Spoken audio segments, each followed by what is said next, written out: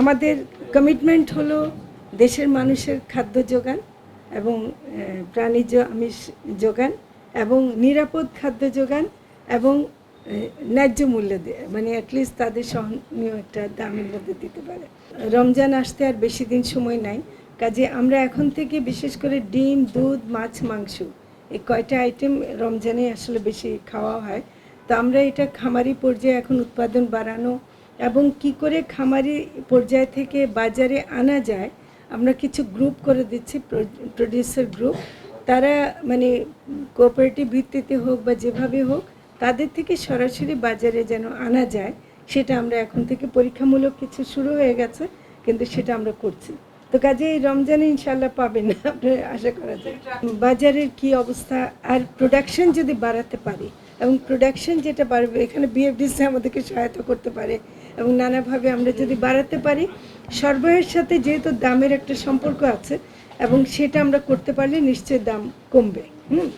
আর আমি একটা কথা বলি, রপ্তানির ক্ষেত্রে একটা জিনিস শুধু একটা যোগ করব যেটা আপনারা বলতে পারেন, সেটা হলো যে আমরা রপ্তানি নিষেধ করা হলো, যেটা হলো যে প্রবাসীরা যারা নাকি আমাদেরকে রেমিটেন্স পাঠায়, যারা যেসব দেশে আছেন সেখানে একটা সীমিতভাবে পাঠানোর কোনো উদ্যোগ নেওয়া যায় কি না আমাদের মন্ত্রণালয় সেটাও একটা চেষ্টা করছে। কাজে এটা আমার মনে হয় যে এটা তাদের অধিকার এবং সেটা আমি বলতে চাই, কারণ তারা আমাদের দেশেরই মানুষ। এবং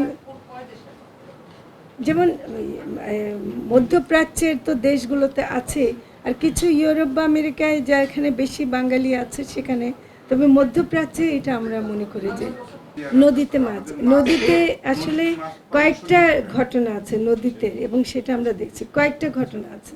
একটা হলো ভরাট হয়ে যাওয়া, দখল হয়ে যাওয়া, দূষণ হয়ে যাওয়া, হ্যাঁ, এবং জলাশয়গুলো, নদী এবং জলাশয়গুলো আমাদের অধীনে না, তো এটা ভূমি মন্ত্রণালয়ের অধীনে।